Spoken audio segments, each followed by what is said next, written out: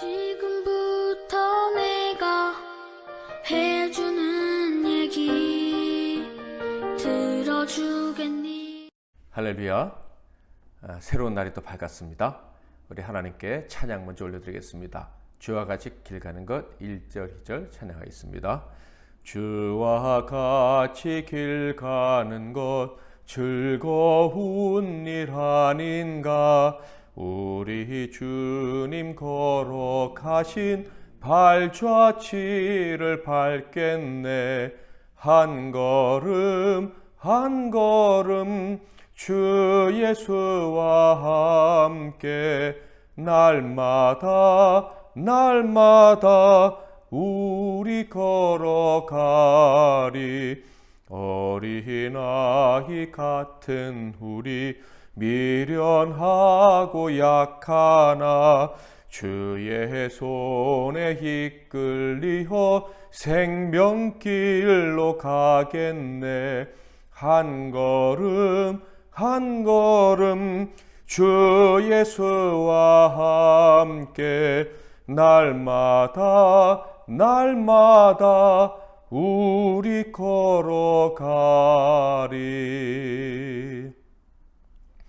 오늘 하나님께서 주시는 은혜의 말씀은 누가복음 19장 41절에서 48절이 되겠습니다. 신약성경 누가복음 19장 41절부터 48절 말씀 중에서 42절까지만 봉독해 드리겠습니다. 가까이 오사 성을 보시고 우시며 이르시되 너도 오늘 평화에 관한 일을 알았더라면 좋을 뻔하였거니와 지금 내 눈에 숨겨졌도다. 아멘. 오늘은 예수님이 우셨던 이유라는 제목으로 하나님 말씀을 상고하겠습니다. 성경에는 예수님께서 우셨던 이야기가 두 번 기록되어져 있습니다. 첫 번째는 나사로가 죽었을 때였습니다. 그의 무덤 앞에 가셨을 때 주님은 눈물을 흘리셨습니다. 그 이유는 나사로가 죽었다는 그 사실 때문만이 아니었습니다. 성경은 예수님께서 그 죽은 자 앞에서 눈물 흘리는 자들을 보시고 그들을 불쌍히 여기셔서 우셨다, 이렇게 기록되어져 있습니다. 요한복음 11장 33절에서 35절을 보면요, 예수께서 그가 우는 것과 또 함께 온 유대인들이 우는 것을 보시고 심령에 비통히 여기시고 불쌍히 여기사 이르시되 그를 어디 두었느냐. 이르되 주여 와서 보옵소서 하니 예수께서 눈물을 흘리시더라. 예수님께서 눈물을 흘리셨던 이유는 바로 그 죽음 앞에서 그 사랑하는 많은 그의 백성들이, 주님의 백성들이 느끼는 그 슬픔 때문에, 그 절망감 때문에 예수님이 비통을 느끼시고 우셨다 하는 거예요. 죽음을 맞이해야만 하고, 그리고 그 죽음 앞에서 전적인 무능력, 아무것도 할 수 없는 그들의 모습을 보시고 예수님이 눈물을 흘리셨다 하는 것이죠. 생명의 주가 함께 계셨습니다. 예수님이, 그 주님이 그들의 친구가 되어 주셨습니다. 그럼에도 불구하고 그들이 죽음 앞에서 완전히 무능한 존재로 있었던 것입니다. 그것이 안타까워서, 심지어 주님을 사랑하고 주님을 믿는다고 하면서도 죽음 앞에 철저히 굴복하는 모습을 보시고 너무 안타까워서 눈물을 흘리셨다 하는 거예요. 주님이 사랑하시는 그 사람들마저도 전통적으로 계속해서 죄에 눌려왔던 그 모습 그대로, 세상의 방식 그대로 생각하고 더 이상 하나님의 은총을 기대하지 않는 그 절망에 사로잡힌 모습을 보면서 예수님이 눈물을 흘리셨다 하는 것입니다. 두 번째가 바로 오늘 본문에 기록되어져 있습니다. 예수님은 왜 우셨을까요? 41절 가까이 오사 성을 보시고 우시며, 예루살렘 성에 가까이 오셨을 때 우셨다라고 기록되어져 있습니다. 예수님이 예루살렘 성에 오신 것은요, 이번이 처음이 아닙니다. 오히려 마지막입니다. 그런데 처음 방문하셨을 때는 우셨다는 기록이 없습니다. 그런데 마지막 방문 때는 우셨습니다. 처음에는 죄가 작았고 마지막에는 죄가 컸기 때문에 마지막에 우신 것일까요? 그렇지 않습니다. 예수님이 마지막 방문을 하시면서 우셨던 이유는 그 사랑하시던 백성들이 결국 구원을 얻을 기회를 차버리고 붙잡지 않았기 때문입니다. 주님은 그들과 함께 하시면서 3년 동안 하나님 나라로 그들을 초청하셨습니다. 믿음으로 구원을 받는 하나님의 은총을 받는 도리를 전하셨습니다. 도와주셨습니다. 살려주시기까지 하셨어요. 그러면서 하나님만 의지하라고 계속해서 가르쳐 주셨습니다. 하나님 나라에 들어와서 하나님을 의지하는 백성으로 돌이키기만 하면 구원을 베풀어 주실 것이라는 말씀을 해주셨습니다. 죽음을 이길 수 있다는 것도 분명히 가르쳐 주셨습니다. 그런데 그들이 거부한 거예요. 마지막까지 그 기회를 차버린 것입니다. 그래서 주님이 눈물을 흘리셨던 것입니다. 예수님은 이렇게 2번 우셨어요. 그냥 우신 건 아니겠죠? 마음이 참으로 안타까워서 우셨을 것입니다. 왜 그렇게 마음이 안타까우셨을까요? 2번의 상황이 똑같은 상황이라는 것을 우리는 확인하면서 예수님이 가장 안타까워하시는 것이 무엇인지 알 수 있습니다. 바로 하나님만을 의지하면 살 수 있는데 그것을 거부할 때 그때 주님은 가장 큰 안타까움을 느끼시는 것입니다. 하나님을 의지하는 그 복된 길을 차버리는 자들 때문에 예수님이 안타까워서 눈물을 흘리시는 거예요. 마치 모든 것을 다 준비해 놓았는데 집을 나간 자식 때문에 눈물 흘리는 부모처럼 예수님은 하나님은 우리들을 위해서 모든 것을 다 준비해 놓으셨는데 여전히 하나님을 의지하지 않고 그 집을 나가버리니 내 힘으로 내 방법대로 살겠다고 하니 주님이 눈물을 흘리셨다 하는 것입니다. 혹시 저와 여러분은 주님을 눈물 흘리시게 해드리는 자는 아닌가 하는 생각을 해봅니다. 어제 시차례를 마치고 참으로 신실한 목사님과 오랫동안 대화를 나눌 기회가 있었습니다. 그런데 그 목사님이 저에게 고민을 얘기하시더라고요. 정말 내가 주님을 의지하는지 모르겠다고, 나도 모르게 너무 세속적이 되어버린 것은 아닌지, 그래서 예수님 당시에 예수님을 거부했던 종교 지도자들처럼 세속적인 방식에 눈이 어두워져서 나도 모르게 주님을 거부하는 자는 아닌지 그것이 두렵다는 엄청난 말씀을 제게 하셨어요. 혹시 지금 주님이 이곳에 오신다면 나도 유대인들처럼 바리새인들처럼 주님을 대적하지는 않을까? 이런 고민을 이 목사님이 하신다는 것 자체가 주님이 오셔도 주님을 대적하지는 않을 것이다 라는 것을 증명해 주는 것이라 생각합니다. 이 목사님의 모습을 보면서 이 고민은 우리 모두의 고민이어야 되는데 하는 생각을 해보았습니다. 어쩌면 정말 우리는 주님을 눈물 흘리시게 하는, 주님을 안타깝게 해드리는 사람들인지는 모르겠습니다. 예배도 드리고 하나님 위해 헌신한다고 하고 심지어 주님께 도움을 구하면서 남들보다 더 많이 기도하는 것을 자랑하기도 하지만 실제로는 세상 방식에 너무 취해버린 사람은 아닌지 우리 자신을 돌아보게 되는 것이죠. 42절부터 주님께서 하시는 말씀은요, 바로 예루살렘 성에 사는 그 백성들, 하나님을 섬기며 산다고 하는 사람들의 실상이었습니다. 42절을 볼까요? 이르시되 너도 오늘 평화에 관한 일을 알았더라면 좋을 뻔하였거니와 지금 내 눈에 숨겨졌도다. 예수님이 왜 우셨는지 그 이유를 설명해 주고 계신 거예요.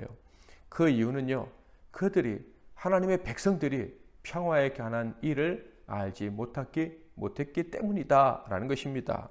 그렇다면 이 평화는 무엇입니까? 평화에 관한 일이 무엇입니까? 여기서 이 평화는요, 하나님과의 바른 관계를 통해서 큰 은혜를 받고 그리고 구원을 얻고 그 마음에 큰 기쁨, 희열을 느끼는 것을 이야기하는 것입니다. 그러므로 그들이 평화를 알지 못했다? 그것은요, 그들이 하나님과 올바른 관계를 맺지 못했다 하는 거예요. 그들이 그토록 예배했는데, 그토록 기도했는데, 그토록 성경을 많이 연구했는데 그들은 하나님과 관계가 없는 사람들이었다. 그 증거가 주님의 구원을 받지도 못하고 그리고 그 안에 희열도 느끼지 못하는 거예요. 커다란 은혜를 받고 산다는 그 감격이 없었다 하는 것입니다. 그저 미움, 시기, 질투, 욕심만 가득 찬 인생들이었다 하는 거예요. 예수님은요, 평화의 왕으로 오셨습니다. 하나님과 죄인들이 화평케 하려고 오셨고 죄인과 죄인들이 화평하게 하려고 오셨습니다. 막힌 담을 헐려고 오셨어요. 특별히 사람들이 하나님과 관계를 바르게 맺어서 하나님이 주신 그 놀라운 은혜, 그 엄청난 구원, 그리고 거기서부터 나오는 그 세상이 줄 수 없는 희열, 그것을 맛보고 살게 하시려고 예수님이 인간의 몸을 입고 이 땅에 오신 것입니다. 그래서 예수님이 오시자마자 계속해서 하나님 나라가 가까이 왔다. 그 나라로 들어와라. 하나님과 이제 함께 살자라고 외치셨던 거예요. 그런데 마지막 순간까지, 예수님이 예루살렘 성에 마지막으로 들어온 그 순간까지 그들은 그 나라의 백성으로서 하나님과 관계 맺고 그 복락을 누리는 삶을 거절했습니다. 그래서 주님이 우셨던 거예요. 그래서 주님이 눈물을 흘리셨던 것입니다. 그 거절의 결과는요, 너무나도 처참한 것이기에 그것을 주님은 아셨기에 눈물을 흘리셨던 것입니다. 얼마나 처참한 것입니까? 43절 44절 날에 이를지라 내 원수들이 토둔을 쌓고 너를 둘러 사면으로 가두고 또 너와 및 그 가운데 있는 내 자식들을 땅에 메어치며 돌 하나도 돌 위에 남기지 아니하리니 이는 내가 보살핌 받는 나를 알지 못함을 인함이니라 하시니라. 이 말씀은 비유가 아닙니다. 예언입니다. 실제 예루살렘에서 벌어질 사건에 대한 말씀입니다. 그들은요, 적의 공격을 받게 될 거예요. 성이 완전히 포위당하고 그 적들로 둘러싸인 그 성 안에서 그들은 공포에 질려 벌벌 떨게 될 것입니다. 그런데 더 무서운 것은 단지 공포로 끝나지 않는다는 것이죠. 공포는 실제로 그들이 느꼈던 공포보다 더 무서운 고통을 가져다 줄 것입니다. 결국 철저히 파괴되고야 말 것입니다. 하나님께 도움을 구하기만 하면 되는데 세상의 방법을 버리고 하나님의 구원을 기대하고 겸손히 주님께 엎드리면 되는데 이스라엘 백성들, 예루살렘 성에서 그 성전에 가까이 있는 사람들은요, 세상 방법에 너무 익숙해져 있었던 것입니다. 게다가 속았습니다. 세상 방법을 하나님의 방법이라고 하는 그 말에도 속았고요. 그런 자신들의 생각에 속았습니다. 여러분은, 그리고 저는 정말 하나님만을 의지하는 법을 알고 그 법대로 살아가고 있을까요? 아니면 악한 자들과 같이 세상을 의지하면서 하나님을 의지한다며 스스로 속이고 있지는 않을까요? 참으로 더 늦기 전에 우리 자신들의 중심을 점검해 볼 수 있기를 바랍니다. 심판은 정말로 가까이 와 있습니다. 여러분, 요 사이에 전 세계적으로 엄청나게 많은 지진이 일어난다는 얘기를 알고 계십니까? 지진이 꼭 말세의 징조다라고는 할 수는 없지만 분명한 것은 말세의 징조들 중에 하나인 것은 분명하고, 어떤 사람은 정말 그 지진 때문에 종말을, 마지막 순간을 맞이하게 될 것입니다. 여러분, 심판은요 정말 가까이 있는 거예요. 그러므로 더 늦기 전에 우리가 정말 하나님의 백성이라면 겸손히 하나님만 의지하는 법을 속히 배우고 그대로 살아갈 수 있기를 바랍니다. 더 이상 주님을 눈물 흘리게 해드리지 말고 주님을 기쁘시게 해드리는, 주님이 이 땅에 오신 이유를, 목적을 달성했다라면서 즐거워하시도록 만드는 저와 여러분이 되기를 축복합니다. 주님은요, 눈물만 흘리시고 끝나지 않으셨죠. 실제로 행동을 통해서 심판을 거행하셨습니다. 최종 심판은 아니었지만 이렇게 하나님께 완전히 심판받는 날이 있을 것임을 용감하게 보여주셨습니다. 바로 성전에서 가짜들을 쫓아내신 것이죠. 나의 이 행동은 하나님을 위한 거야, 하나님을 의지하기 위한 거야 라고 생각하며 악을 행하던 자들을 성전에서 몰아내셨습니다. 45절 46절 성전에 들어가서 장사하는 자들을 내쫓으시며 그들에게 이르시되 기록된 바 내 집은 기도하는 집이 되리라 하였거늘 너희는 강도의 소굴을 만들어도다 하시니라. 여기서 성전에서 장사하는 자들을 쫓아내셨다 하는데 그들이 어떤 사람들입니까? 예배를 돕기 위한 사람들인 거예요. 먼 곳에서 오는 자들이 비둘기나 양이나 소를 끌고 올 수 없으니까 그것들을 준비했다가 그들에게 팔아서 그들이 하나님께 속죄의 제사, 하나님께 도움을 얻는 예배를 드리도록 돕는 일을 했다. 또한 성전에는 세속적인 동전 말고 성전에서만 쓰는 동전으로 예물을 드려야 했습니다. 그래서 그것을 바꿔주는, 즉 환전하는 일도 이 사람들이 했었던 것입니다. 그러니까 이 사람들은요, 우리의 일은 하나님을 위한 일이다, 우리의 일은 예배를 돕기 위한 일이다, 우리의 일은 사람들이 하나님께 도움을 얻도록 하는 그런 일이다 라는 자부심을 가지고 있었을 거예요. 그런데 주님은 그들을 내쫓으셨습니다. 심지어 그들을 강도라고 하면서 쫓아내 버리셨습니다. 왜 그들이 강도입니까? 하나님을 위하는 사람들이 아닙니까? 왜 그러냐 하면 그들은 하나님과 예배를 위한다고 했지만 실제로는 자기 배를 채우는 일에 급급한 세속적인 사람이었을 뿐이기 때문입니다. 그들은요, 사람들이 주께 도움을 얻도록 도와준다고 자부했지만 그들의 최종 목적은 돈이고 최고의 목적 역시 돈이었습니다. 언제나 눈에 불을 켜고 돈만 찾는 자들이었다 하는 거예요. 성도들의 약함이나 필요를 이용해서 욕심을 채우는 파렴치한 사람들이었어요. 그래서 주님은 그들을 강도라라고 부르신 거예요. 혹시 교회 지도자들이, 교회 일꾼들이 이런 사람들은 아닐까? 혹시 나는 교회 일꾼이라고 하면서 이런 돈, 물질, 사람들이 주는 칭찬, 명예 여기만 관심 있는 자는 아닐까? 정말 우리 자신을 돌아보아야 할 것입니다. 그 강도들은요, 결국 하나님 나라에 완전히 등을 돌려버리고 말았습니다. 주님이 눈물을 흘리셨지만 그 눈물이 그들에게는 효력이 없었어요. 47절, 48절.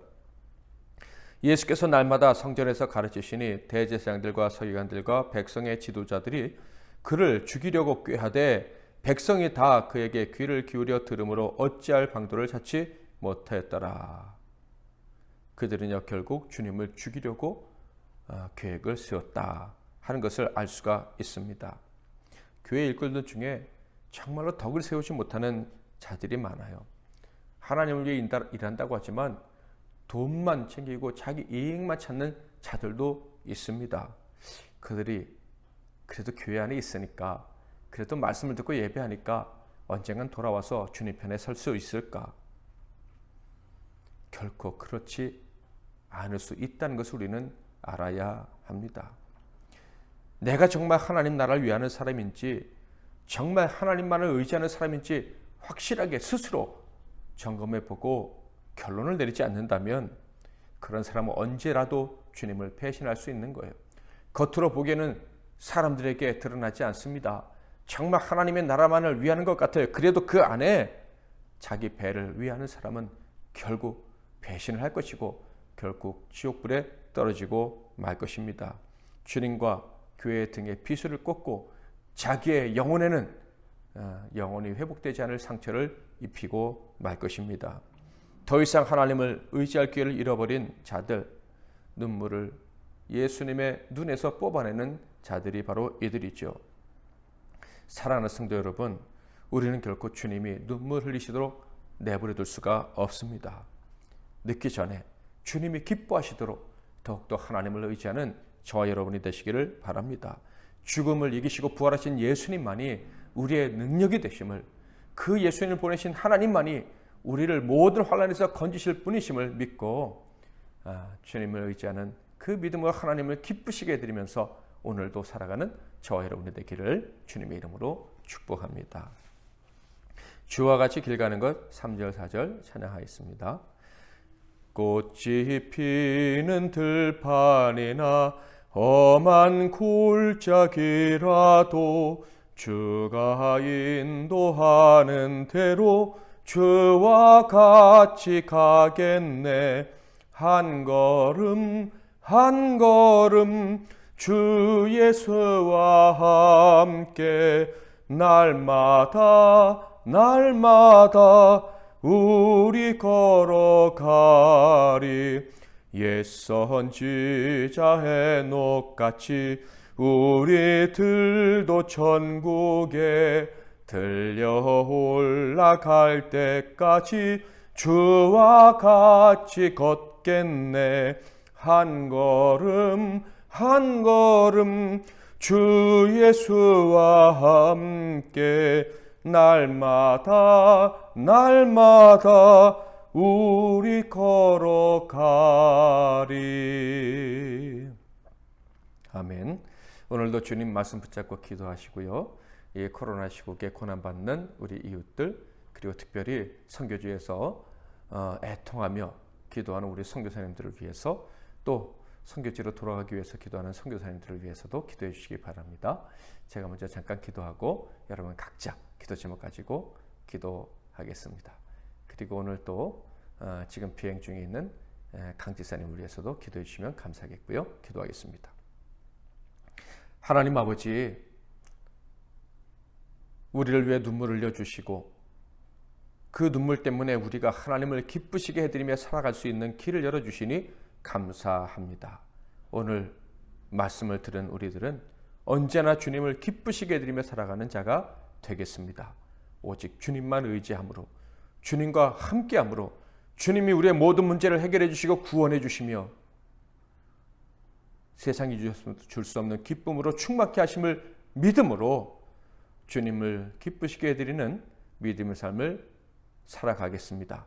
이렇게 결심한 저희들을 오늘도 도와주시고 오늘도 주님 때문에 구원을 누리고 즐거워하게 하실 줄 믿고 예수 그리스도의 이름으로 기도하옵나이다. 아멘.